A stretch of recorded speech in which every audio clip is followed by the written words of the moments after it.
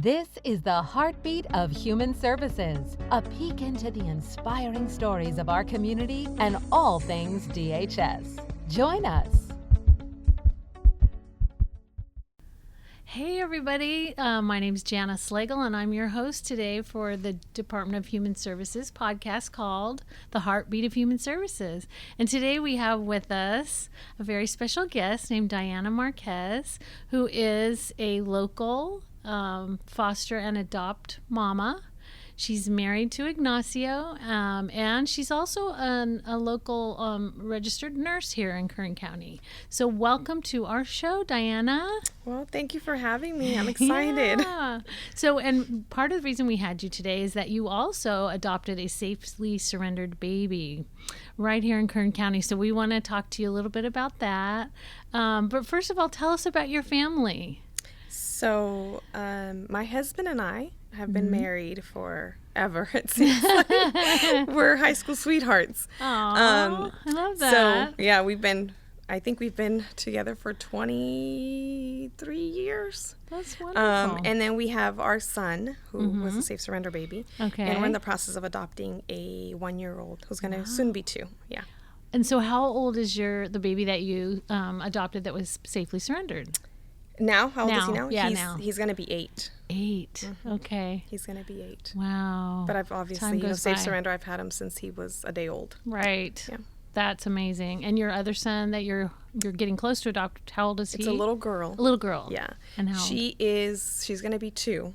Okay. She's going to be 2, and I've had her for 10 months, going on 11 months. How did the two of them do together?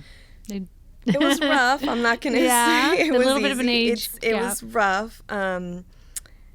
Being that we've had our, boy since birth, I want to almost say that he's been kind of sheltered, and he wasn't exposed to anything that other children might have been exposed to that come into the system sometimes. Yeah. So a 1-year-old, even though they're so little, when they're exposed to a lot of things, Right. they come with a little bit of trauma. For sure.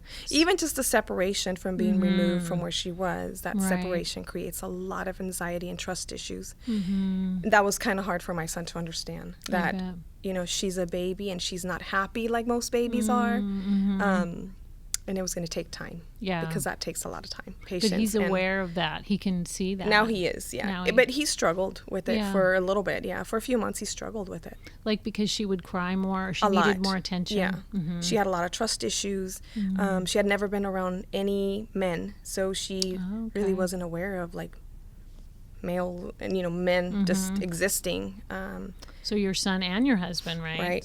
So she was new really to her. afraid of them, and he couldn't understand, like, why is she afraid of me? I'm not trying to hurt her, but I mean, they're perfectly fine. Thank God they're perfectly fine now. But that adjustment, huh? It was an adjustment, but it's an experience for him. And now he sees that, hey, not everyone has the life that you've had. There's people that need a little bit more. And yeah. Even at an early age, he's getting that, which is really... Oh, he's extremely mature. Yeah, Wow. He's very, very mature. He's probably going to be very compassionate and understanding of others because he's seeing things young. Huh? No, and he is. Even now, he is Wow. very, very kind. Yeah. And he knows. I mean, at some point, he's a child, so he did struggle with, well, why can't mommy spend time with me? Why does mommy need to be with her all the time? And I miss our family outings because we couldn't leave the house because she was afraid of people, Oh, so wow. things... Okay.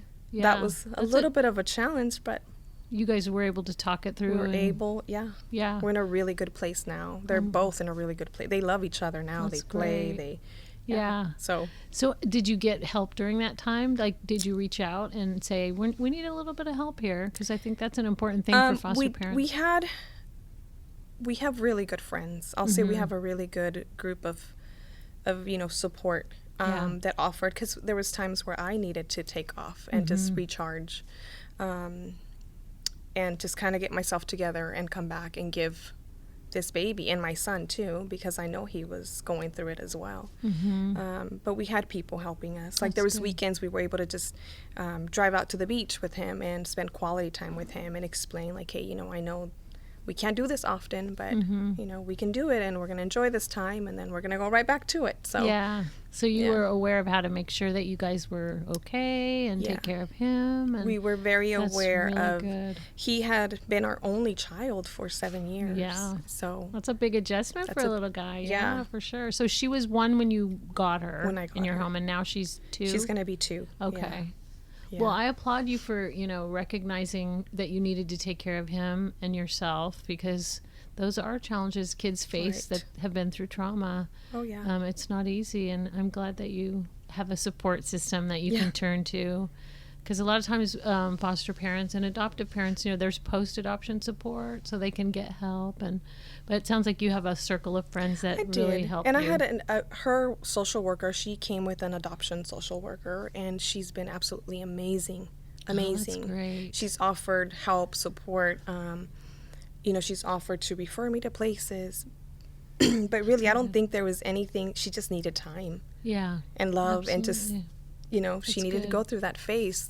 Separation is hard. Huge. Yeah, it's And hard. it's good that you hung in there. I know they say there's a sort of a honeymoon phase or period at the beginning where kids are very compliant, and then after a while they realize, okay, it's safe to just be who I really am, and they maybe act out, and you hung in there, and your husband for too. sure, it takes months. It does. Yeah. I think that was going into this with this baby. I don't think I had realized. I knew about trauma and separation. I'm aware of that as a nurse. As we a know nurse, that right. things happen to people, and it makes them the way they are because they've been exposed to certain things. But I don't think I realized how much it would affect a 1-year-old. Wow. I don't think crazy, isn't I it? knew Yeah. it would, but I don't think I realized how much a 1-year-old can worry, and you know, because you can see it in Affected by it. them. They're Yeah. worried. This is not my home. This is not where I'm supposed to be. Yeah. How long did it take her to realize, okay, I'm staying here, I'm not going back to the other home? I want to say about 4 months. Okay. Yeah. Yeah. 4 months for her to stop the crying and anxiety around strangers, and to get really comfortable in the home. Like, okay, this is my home. This is my room. These are my toys. And then probably until the beginning of this year, that's when I decided to take time off from work to do baby bonding. I felt like that would probably help, and it helped so much. That's good. I'm glad you Yeah. had that with your job. And my son was on break from school, so they were able to bond, and now they're so close that bonding is so that bonding. crucial, isn't Now it? she's annoying him everywhere, following him everywhere, and I'm Another like, that's what you siblings. wanted. Yeah. Yeah. Wow. Yeah. So, before you had her in your home, he had one-on-one attention. One-on-one. Yeah. And that is a different, I think a lot of times people think, I'm going to adopt a little baby or a young child or under 5. But even though young ones under 5, they have experienced trauma, like you said, and they still need a lot of help and Right. encouragement and sometimes even counseling, you know. So, but what was the difference, would you say, between the safe surrender child that you adopted? He came to you at 1 day old, did you say? We got a phone call for him when he was 1 day. 1 day. Old. Okay. He was still in the hospital, and they said you can come and meet him, and you guys can decide if you guys want to stay, if this is something you guys would consider. Which was funny because when we walked through the doors, I'll never forget. She said, "Do you have a name?" And I was like, "Wait, a I name? haven't met him yet. I haven't met him. I don't have a name." And I said, "I thought we were meeting him." And she said, "Oh no, you are. But have you guys thought of a name in case you guys?" And I was like, "No." Gotta see his little face first. Yeah. And my husband and I looked at each other like, "Oh, this is real. Like, this is really happening. We're going into the NICU to meet this baby." And it's scary. I mean, it's... Yeah. I never thought I would have gotten that phone call. That phone call, I mean, I can still remember it so clearly right now, because we walked through the gates, from the hospital, because it's locked, a locked unit. And the nurse just said, "Here's your baby." And He was in my arms, and we were supposed to walk out and let Gail. I'm sure you remember Yes, Gail. I love Gail. Let Gail know if we were gonna go forward with it or not. We didn't walk out of the NICU. She finally came in about an hour later. She's like, are you guys staying? Like, and we're like, oh, sorry. Yes, we're staying. Yes, we're staying now that we've seen you. So did he have to stay in the NICU longer, or were he did? He ended up staying, which was crazy. He ended up staying the 14 days. Okay. Just because he was, he was preemie, or yeah, he was preemie. He was preemie, Mm-hmm. and he had to stay in there. And they said, Mom has 14 days to come back. If this is his little bracelet. She has a bracelet. Mm-hmm. She has 14 days, and I remember on that night, the 14 days, they had called me that day earlier and said, he's going home tomorrow. He's ready. And I kept thinking, oh my God. Wow. This is it. If we get through this night, yes, he really is coming home. I hear foster parents say that 14-day, that is the crucial time, right? You're just on pins and needles until. So he was in the hospital that whole time, though. So you didn't have him at home during. I didn't have him at 14-day. home, but I spent most of the day at the hospital. Oh yeah. Yeah. A lot. I became really good friends with his nurses. Nurses, yeah. Yeah. So as a nurse yourself, and you are a nurse, right? I am a nurse. I wasn't a nurse at the time. At the time. Oh, okay. I had just gotten accepted for nursing school when I was starting in 3 months. So is that the nurses there were right? like, "You're crazy. You're gonna have a newborn and going to nursing school. You're gonna kill yourself." It was rough, but it wasn't. Had that been something you wanted to do before the baby came into the picture? Be a nurse, or did that? Well, we wanted. So a little bit of our background, I had gone through infertility treatment. I couldn't get pregnant for years. I tried. We were seeing specialists and we still couldn't get pregnant. And then at some point, it was such an emotional roller coaster that we just decided, like, it's time to stop. My husband wanted to stop just because of the hormones and all the treatments. And it's really hard on your body. I've heard it's physically, and I mean, it's just draining. Throws you out of whack, and it's an emotional roller coaster every single month. It's and he was done. He was like, I feel like I'm losing you. Like you're just so into this, and this has consumed you. And it was very consuming. And so at like 9 months we decided, okay, this is it. We're stopping. We're not doing this anymore. And then we thought, we'll foster and see how it goes. And I did foster a few children first. That's good. And they went back to their family, and when he came, we thought that was it. Like we're never gonna have a child. We're just gonna move on. I'm gonna enroll in school, and I'm gonna go be a nurse. And I did all my prerequisites. I started working towards being a nurse. I got accepted. I got an offer by one of the local hospitals to sponsor me. They used to do that back then. Wow. They said, we would like to sponsor you, and then you work for us for 2 years. And I took that offer, and then they called me. And then Gail called me, and she said, hey, we have this baby.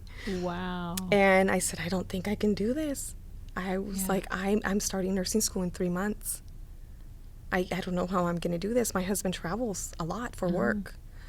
And that's when we're like, okay, we'll go meet him. But my husband was like, we've been waiting for this. This is it. And I was like, I know, but you leave and I stay here and I'm going to be in school. And what am I going to do with this baby? I have no family here. He has family. Okay. But his sisters, they have their own kids. And so I was like, what am I going to do? Yeah. And this was all before COVID, so classes were in person. This and was everything all was way before COVID. Yeah. So you met the little guy, and that was it, huh? And that was it. It was so hard to get me out of the NICU. I was going home just to eat, sleep, and shower. I didn't miss any of his feedings. I was right back in the hospital until midnight every day. So you really bonded in the hospital with him, didn't you? I did.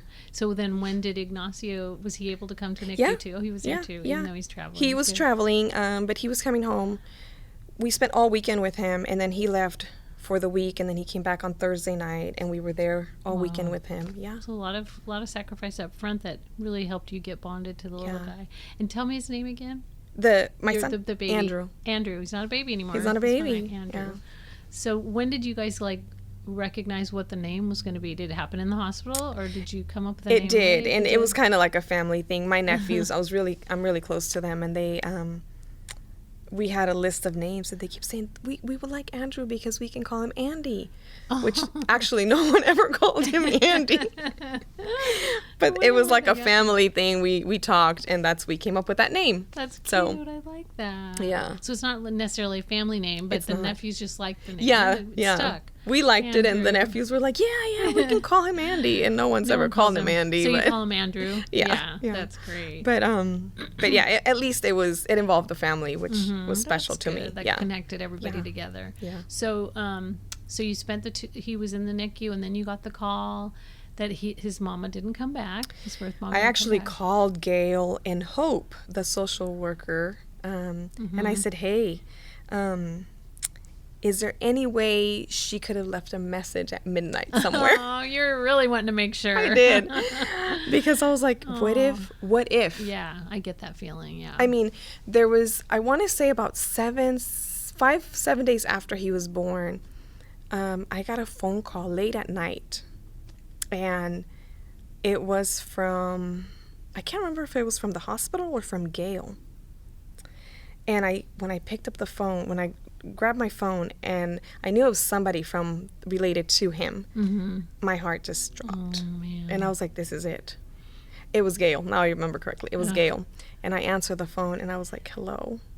And I was already like ready to cry because I was thinking, this is it. They're going to tell me you're no longer allowed to go back to the hospital and see this baby because mom is back in the picture. And which, that could be really hard, but I also understand that, right? Adoption, right. Right. Yeah. I mean, it's kind of hard for you to see a child and I don't mean this in any judgmental way, but mom's walking away from them. That, you know what I mean? So if Yeah, I mom do. decides that, hey, I can do this, it's okay to come back. Right. And That's it good. would have been really hard for us, for sure. For sure. But if that was meant to be, then... Yeah. But I just remember I picked up the phone and I was like, hello. And Gail said, hey, I'm calling you because of this and this. And it was something completely... Oh, phew. And I was like, Gail... This is 14 days. I said, Gail, I thought you were crying. She's like, no, honey, I'm so sorry. Because I was already crying at that point. Oh. I was like, oh, my God, Gail, I thought you were calling me because of this. And she's like, no, I'm so sorry. She said, hey, okay, so this is what we're going to do. If I ever have to call you again, I'm going to start with, it's okay. Oh, that's good. She knew So that you don't have a heart attack. I love that. I was like, don't do this to me. Don't call me late at night. Yeah. Yeah. So it was something completely different. Completely different. And the 14 it had days things. passed. It was like Medi-Cal and things Yeah. to do with insurance and Oh, good. completely. The hospital had just called and said, "Hey, we're having these issues with this and this and that," and she was calling me to let me know. Wow. But, yeah. Just the timing of it all. Was Just a the little- timing. I was Yeah. like, "This is." I mean, every single day was like, "Okay, we got through this day. One less day to worry about." And then when I called them and I said, "Are you sure she didn't leave a message somewhere?" Oh. Because I'm bringing this baby home tomorrow, and if they say like, "Oops," there Your was heart would a be message broken. somewhere. Yeah. And Gail was like, "No, you're fine. I promise you're fine. So you got to Take your bring- baby home and enjoy your baby." Yeah. Oh, wow. What a Yeah, relief. yeah. So you must have been celebrating for a minute there Oh, with your husband. 100%. Yeah. and little 100%. Andrew. Yeah. So, Yeah. and then, so when you brought him home, he was 2 weeks, a little more than 2 weeks Mm-hmm. or 2 weeks old. How long, or what happened next? The adoption process then started, right? They start filing papers They did. and all that kind of thing. It was actually very, very simple. It was Good. easy. Mhm. We had a social worker that would come over once a month, and she knew I was I started nursing school, and she knew that my schedule was busy. She would just call and say, "Hey, are you going to be home this day?" And she would just stop by, see him, ask if we needed anything, and that was it. And then we closed the adoption. He was 7 months. Oh, okay. That's Yeah, awesome. 7 months. So that's when you went to court and did the whole Yeah. adoption. Yeah. And then he gets your last name, and he's yours for sure. And he's mine. He's yours. When I signed that paper, I mean, I Yes. have pictures. I was in tears. My husband and I were in bet. tears. Yeah, Yeah. it's a happy Because day. it was like, this is it. He's ours. He's not going anywhere. Right. He gets a new birth certificate, right? Gets a new birth So he certificate. has your name now, Right. and there's no doubt about Yeah. it. And that must be an amazing Yeah. thing. Because even though, I mean, with the safe surrender, there's no family, there's no one Right. in the picture. but there's always that what if, Yeah. you know, in the that back of haunts your you. mind. Yeah, that what if something happens? What if they show up and they say we made a mistake? And that's probably not very likely to Yeah. happen, but it's there, you know? Right. And with Safe Surrender, you know, the mama has the option of filling out that medical questionnaire, but in your case, she did didn't. not. Okay. She and, did not. And it seems like most of the time they don't. I think from what we hear, they, you know, it's a very courageous decision, and it's probably wanting to, you know, when you're finished kind of It's thing, very overwhelming. emotionally. And I've been on that other side as a nurse. Yeah. I've received Safe Surrender babies. And I remember the first time I had a very young woman come in, and when I was asking about breastfeeding, I said, are you planning on breastfeeding or bottle feeding? And she said, I plan to leave it here. And I said, to leave what here? And she said, the baby. And you can just see they're very overwhelmed. It's not easy. It's not. No, I'm sure. So I understand why they want to get it over with and leave. Right. A lot of times you'll see that they say they can't even look at the baby because it's so hard. Once you look at that baby, it's so hard to walk away from them. So I can't even it is imagine. extremely hard.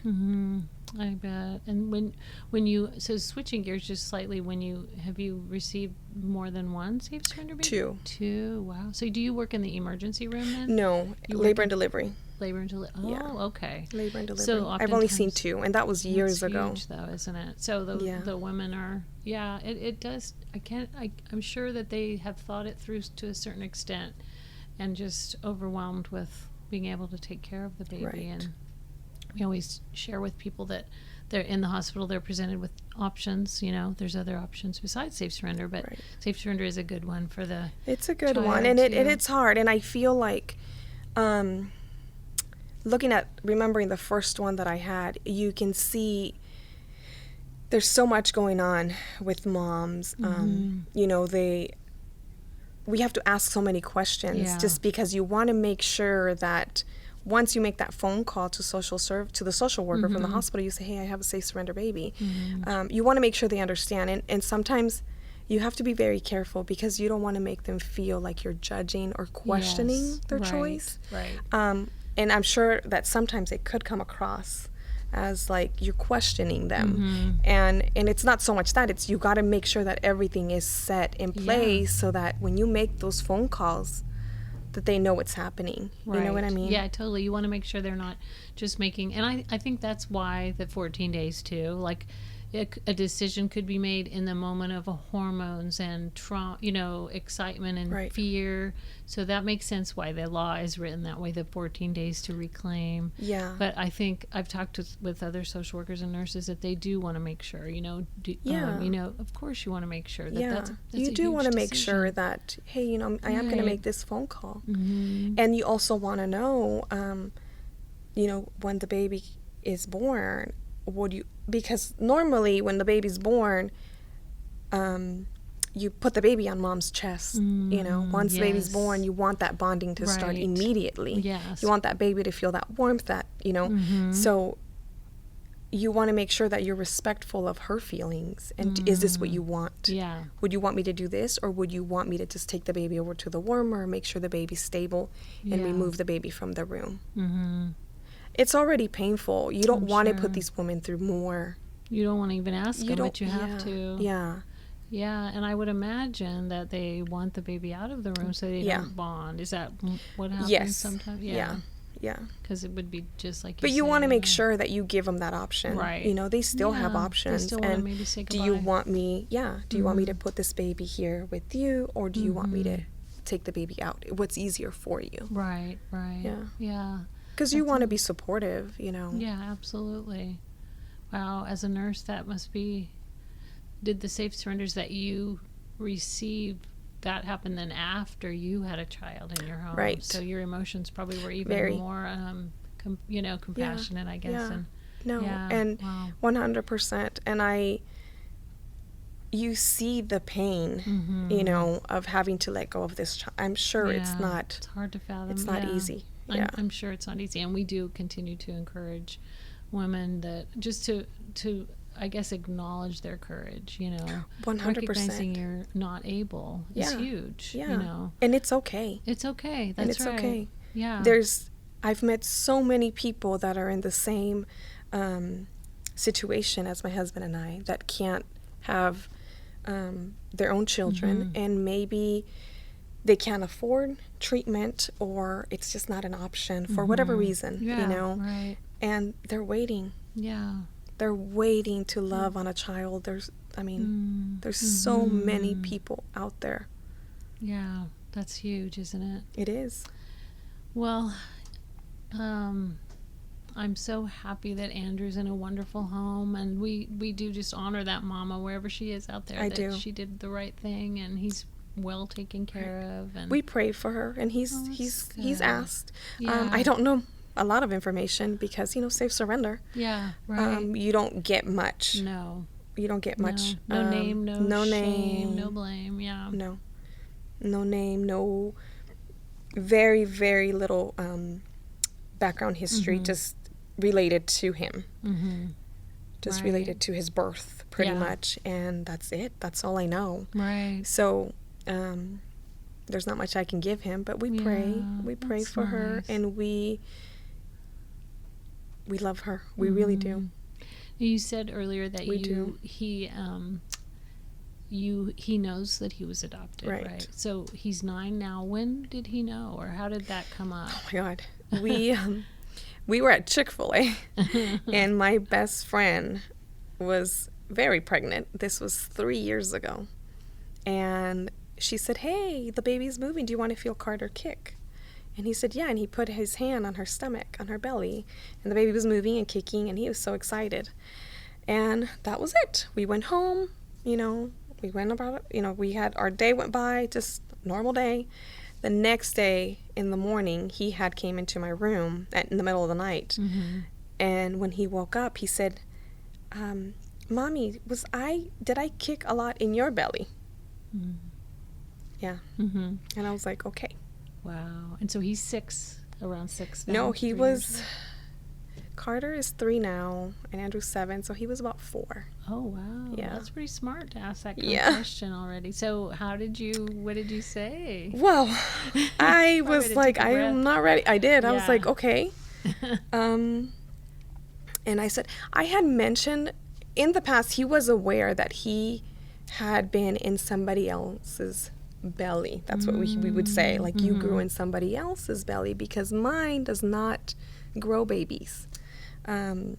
But he was so little, I don't think Yeah. he realized, okay, whatever. But at that moment, I said, okay, well, remember I told you this long time ago, Andrew? I said, you didn't grow in my belly, because I had issues in my belly and I couldn't grow a baby. So you had to grow in somebody else's belly, but you were already growing in my heart. Oh, I love So, that. and he just said, okay, whatever. It was like nothing. He was fine with that. But it has now that he's getting older, he's asked questions. But why? Why did I have to grow in somebody else's belly? Why can I see her? Can we meet her? Can we go to her house and meet her? Normal questions that kids who are Right. adopted ask, right? Yeah. So we spoke with a judge who was adopted. Her name's Wendy Avila, and she said she was told early that she was adopted by her parents, and they made sure she knew how important she was and how special. And I loved that, because she said she never felt like less than at all. Like, it was a wonderful thing. And I think that's such a good way to help kids feel when they are adopted, to realize that they're just so wanted, so special. Oh, yeah. And We it sounds tell like that's what Andrew- you're doing. Yeah, and I've told him, I said, one day just joking, I said, you made me wait so long. I cried so much waiting for you. Wow. So he's very aware of that. Yeah. That I've told him I was very sad, but I think I always tell him,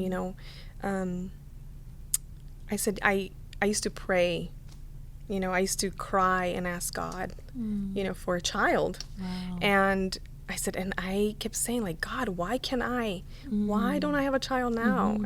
And he has beautiful eyes. And I always tell him, I said, he was just taking so long making those beautiful eyes. And because he made me wait so long, he said, these eyes are going to be so special. and it's going to be worth the wait. Oh, So that's like a little special thing that we have. And I was telling him, Yeah, we that waited is for you for so long, which we did. Yeah. We really did. Oh, that's beautiful. So what a beautiful story. I just love the picture. I can just picture those little conversations you're having with him and Ignacio. And thank you for sharing No, all of thank the you different guys for things having you've me. been through. We appreciate your time today. And that'll conclude our podcast for today with Diana Marquez on Safely Surrender Baby Journey. Thanks for listening. I'm your co-host Paula Hernandez, and let's get into today's Mindful Minute. We will be talking about the power of speaking it into existence. This is definitely a trend that I'm seeing on platforms like TikTok right now and other media. And yes, I am on TikTok. It is addicting. But anyways, speaking things into existence is a play off the law of attraction based on the ideas that people and their thoughts are made of pure energy that attract that same energy they put out, positive or negative. There's no proven science behind this, really, but it has been written by many scholars since the 19th century and portrayed largely in the media. Basically, when we focus our attention on something for long enough, it always manifests itself in some form or another. It sounds like a bunch of magic, I know, but even Sigmund Freud quoted something along these lines, saying, "Words have magical power. They bring either the greatest happiness or deepest despair." Still a skeptic? Try it for yourself and start implementing these tricks. Number 1, speak with optimism. 2, protect your ideas and wishes with those you know who will support you. 3, turn complaints into gratitude. Example of that is maybe instead of saying, "Why are you stuck here?" instead say things like, "You were put onto this path for a reason. It will teach you life lessons for where you need to go next." And number 4, and most importantly, fake it until you make it. Be that person you dream to be, and everything else will fall into line.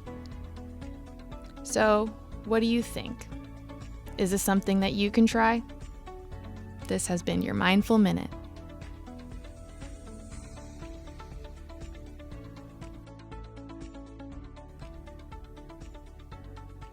Thank you for joining us for the Heartbeat of Human Services podcast today. We hope you'll join us next time.